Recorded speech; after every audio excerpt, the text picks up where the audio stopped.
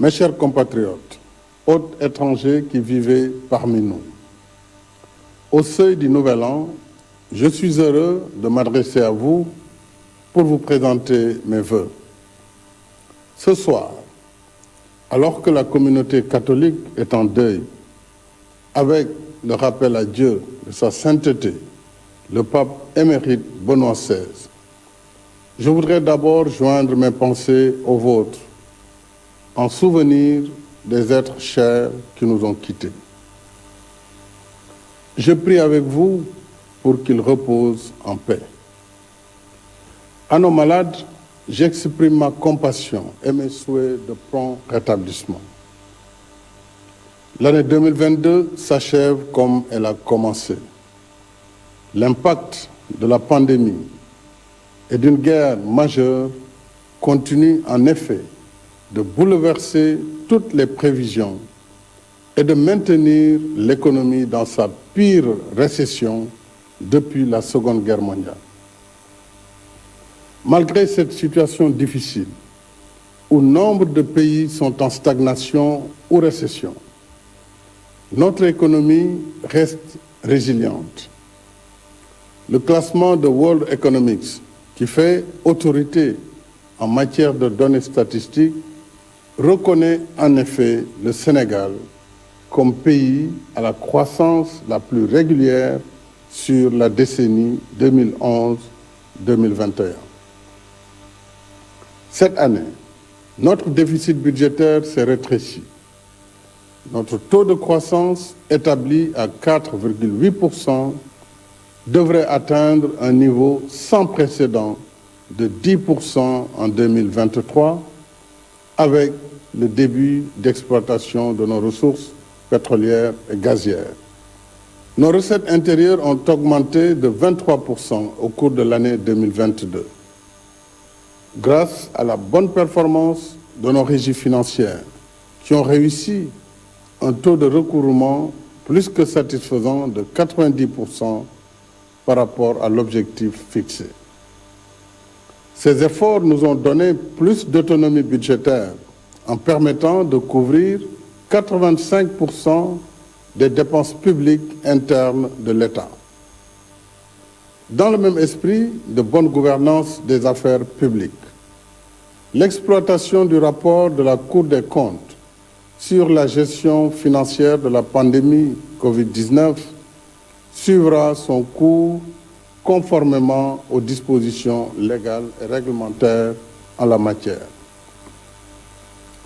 Mes chers compatriotes, dans un contexte mondial particulièrement difficile, marqué par une hausse généralisée des prix, j'ai souhaité faire de l'année 2022 une année sociale dédiée à la protection du pouvoir d'achat des ménages. C'est le sens des mesures portant sur l'augmentation substantielle des salaires pour un montant cumulé de 236 milliards de francs CFA.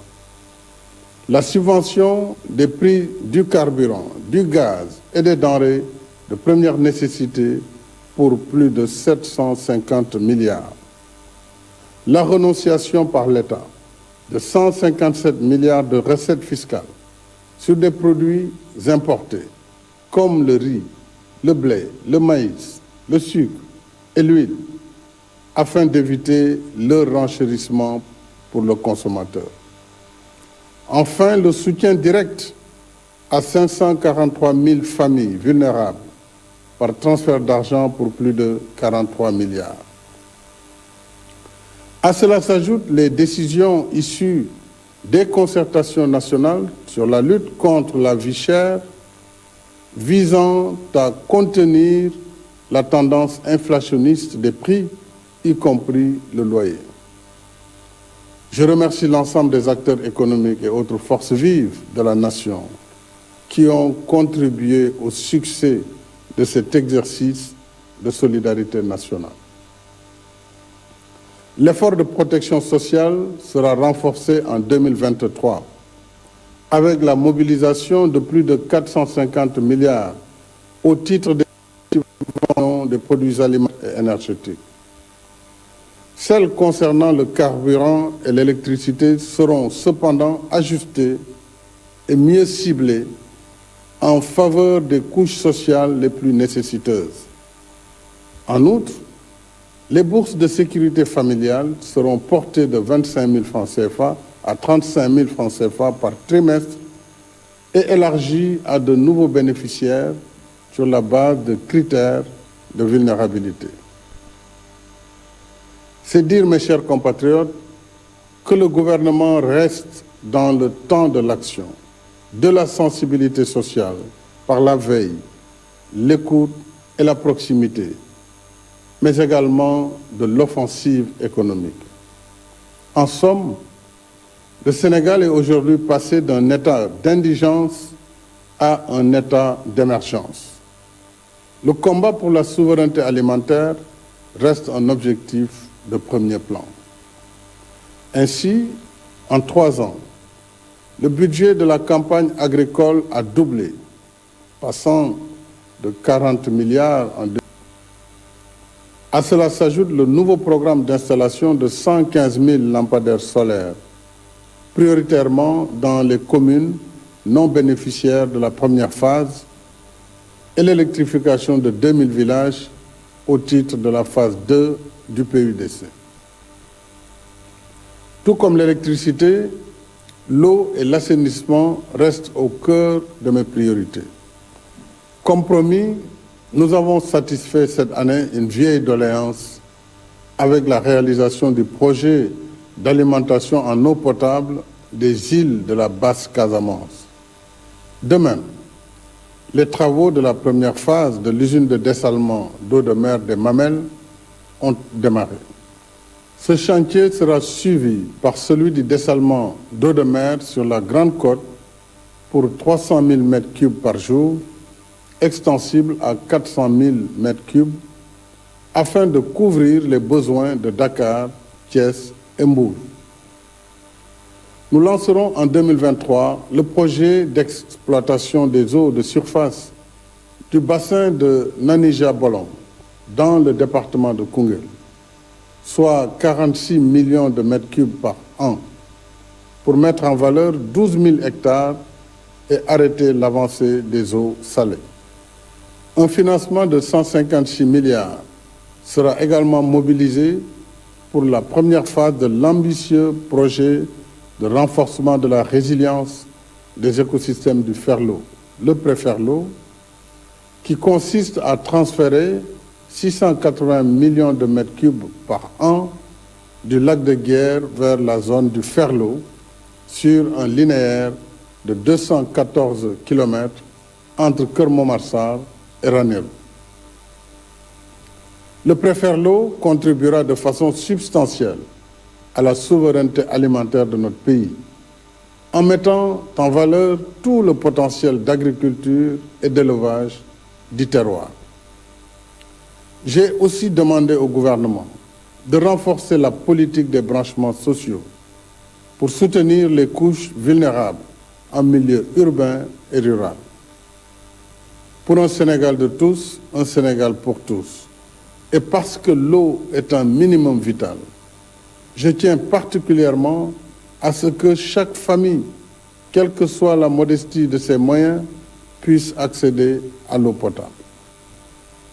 En matière d'assainissement, d'importants chantiers sont en cours, avec la finalisation des travaux de renforcement des capacités de la station de Cambérène, le lancement du projet de renouvellement du collecteur Anne-Fan pour régler une vieille préoccupation des communes de Anne, Fan.e, Amitié, Grand Dakar, Biscuiterie, Mermoz Sacré-Cœur, Sicap Liberté, Dieuppeul-Derklé, Grand Yoff et des HLM.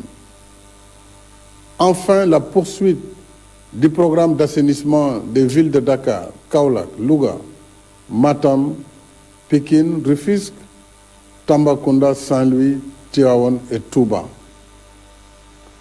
Dans la quête d'émergence, notre système éducatif reste le cœur battant qui irrigue le corps social et donne vie et espoir à la nation.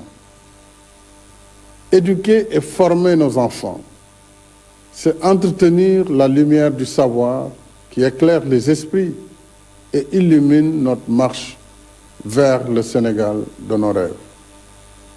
C'est pourquoi l'État continue d'investir plus de 25% du budget national dans l'éducation et la formation.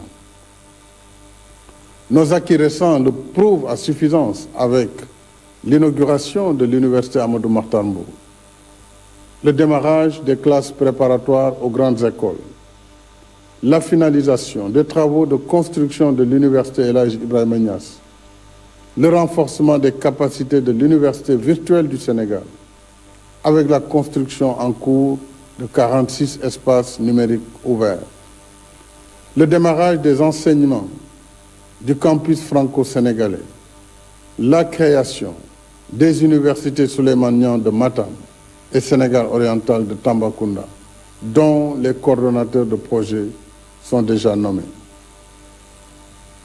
La mobilisation de 52 milliards pour la modernisation des équipements scientifiques de nos universités, l'amélioration de la pension de retraite du personnel enseignant et de recherche, et l'augmentation des avantages accordés au personnel administratif, technique et de service. Malgré nos contraintes et nos limites, nous devons être fiers de notre système universitaire. Au regard des performances de l'université Cheikh Anta Diop de Dakar, récemment classée première université francophone d'Afrique, et des excellents résultats de nos candidats au dernier concours d'agrégation du CAMES en sciences de la santé. Et à travers le monde, des compatriotes et ressortissants d'autres nationalités formés à l'université sénégalaise excellent dans tous les domaines de l'activité humaine, y compris les plus pointus. Cela montre que nous devons continuer à investir dans l'école parce que c'est opportun et productif. C'est pourquoi je tiens à l'exécution diligente du projet de construction à compter de 2023 de 22 lycées et collèges dans les régions de Dakar, Thiès, Kaolack, Kaffrine et Sédhiou, et du programme d'urgence de réhabilitation de plusieurs lycées historiques, notamment Blaise Diagne, Seydina Limamou Laye, Seydou Nourou Tall et John Fitzgerald Kennedy de Dakar, El Hadj Malick Sy de Thiès, El Hadj Omar Foutiyou Tall et Charles de Gaulle de Saint-Louis, Valdiodio Ndiaye de Kaolack et Djignabo de Ziguinchor. J'accorde le même ordre de priorité à la mise en œuvre des conclusions de la rencontre nationale avec la communauté des Dara du 28 novembre dernier. Depuis des siècles, les Dara font partie intégrante de notre patrimoine spirituel, éducatif et socio-culturel. Ils méritent à ce titre une reconnaissance et un appui institutionnel plus conséquent. À cet effet, en attendant la mobilisation prochaine d'autres moyens, j'ai décidé d'allouer au système éducatif des Dara 20% des fonds de dotation afin de pérenniser leur prise en charge concertée, alliant tradition et modernité. Dans la même dynamique d'inclus d'équité territoriale, la DER/FJ, qui compte à ce jour 205 000 bénéficiaires, continue son déploiement sur l'étendue du pays pour financer, conseiller et accompagner des femmes et jeunes porteurs de projets. Je tiens particulièrement à ce que la DER/FJ veille à assouplir davantage ces procédures et pour mieux s'adapter aux besoins et réalités de ces cibles. De même, l'État soutiendra davantage les cultures urbaines avec les moyens accrus du nouveau fonds de développement des cultures urbaines et des industries créatives. Le gouvernement reste engagé également sur le front de la santé pour tous. Ainsi, après les inaugurations des hôpitaux de Sédhiou, Kaffrine, Kédougou, Touba et Agnam, d'autres chantiers d'établissements publics de santé sont en cours à Tivaouane, Ourossogui et Saint-Louis. Les travaux de la polyclinique de l'hôpital principal se poursuivent, de même que la construction de l'hôpital Aristide Le Dantec et celle du Centre national d'oncologie de Diamniadio pour le traitement du cancer. En même temps que nous investissons dans les structures de santé et leurs ressources humaines, il nous faut impérativement réformer et améliorer la gouvernance du secteur afin de la rendre plus efficace et plus transparente. C'est pourquoi j'ai demandé une digitalisation intégrale du système, la mise en place de contrats de performance pour les hôpitaux et la révision de la convention hospitalo-universitaire. Mes chers compatriotes, au titre de son mandat à la tête de l'Union africaine et dans un contexte international agité et incertain, notre pays, fidèle à ses idéaux panafricanistes, a porté avec constance le plaidoyer pour la paix et l'intégration africaine et la défense des intérêts de notre continent dans la gouvernance politique, économique et financière mondiale. Notre diplomatie a pu mobiliser un consensus général qui balise désormais la voie pour l'adhésion historique de l'Union africaine comme membre de plein droit du G20. Je redis notre gratitude et nos sincères remerciements à tous nos partenaires qui ont soutenu la candidature de l'Afrique dans un esprit d'équité et de solidarité. Ce succès, parmi d'autres, ajouté au premier sacre de nos Lions à la Coupe d'Afrique des Nations et à leur troisième participation à la Coupe du Monde de football, confirme le standing que notre pays doit tenir et entretenir dans le concert des nations.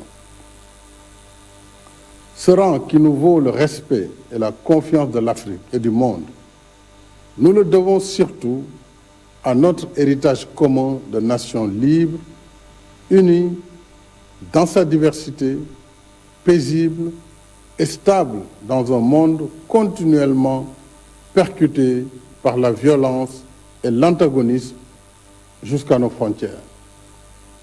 Chacun de nous est le légataire de cet héritage. En conséquence, nous avons la responsabilité individuelle et collective de surmonter nos différences afin de cultiver notre vivre ensemble et le préserver des périls qui font le malheur des peuples. Nul ne doit s'imaginer plus grand ou plus fort que cette nation qui nous abrite tous. Nous sommes parce que le Sénégal est. Si nous sommes là aujourd'hui, rassemblés en tant que nation, c'est bien parce que nos anciens nous ont couvés et portés sur les épaules. Notre honneur, c'est d'en faire autant pour nos enfants, en consolidant chaque jour le pacte de bienséance, de solidarité et de fraternité humaine qui lie cette nation, génération après génération. Cette tâche qui nous incombe tous, moi au premier chef, je continuerai d'y veiller de toutes mes forces pour un Sénégal toujours uni, paisible, stable et prospère.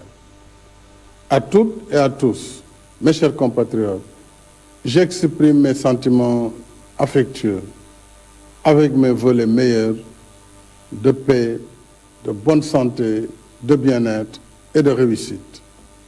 Bonsoir et devenez-y.